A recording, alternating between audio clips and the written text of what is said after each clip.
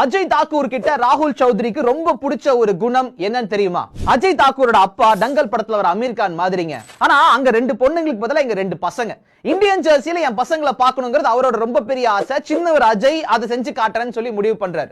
2004 வருஷம் சாயில ட்ரையல்ஸுக்கு போறாரு, செலக்ட் ஆகிறாரு. அவரோட உயரமும் வேகமும் 2007 அவரை இந்தியாவுக்காகவே ஆட வைக்குது. இவர் இந்தியா ஜெர்சி போட போறாருன்னு தெரிஞ்ச உடனே இவங்க வீட்டுல கல்யாணம் பண்ற ரேஞ்சுக்கு ஒரு பெரிய விழாவையே அவங்க அப்பா ஏற்பாடு பண்ணிட்டாரு. ஏன்னா அவருக்கு அவ்வளவு பெருமைங்க.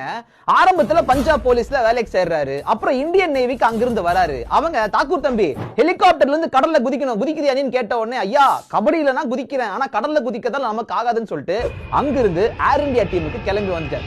2016 கபடி உலக கோப்பை இவரை வெச்சு செஞ்சிருச்சு. முதல்ல நீ சர்ஜரி, அதை தாண்டி கேம்புக்கு வந்தா வீட்டுல ஒரு மரணம்னு செய்தி வருது. ஆனாலும் அடிச்சு புடிச்சு செலக்ஷனுக்கு வந்து சேர்ந்தா 14 பேர்த்துல ஒன்னா நிக்கிறாரு. ஆனா பெஞ்சில கொண்டு போய் கோச் உட்கார வைக்கிறாரு. இந்தியா பங்களாதேஷ் மேட்ச் நம்ம டீம் சரியா ஆடல. கோச் அங்க இருக்கிற கோவத்தை அஜய் மேல காட்டுறாரு. அஜய் திருப்பி கோச் என்ன சொல்றாருன்னா, என்ன இறக்கி விடுங்க, 5 நிமிஷத்துல ஆட்டத்தை மாத்துறேன்னு.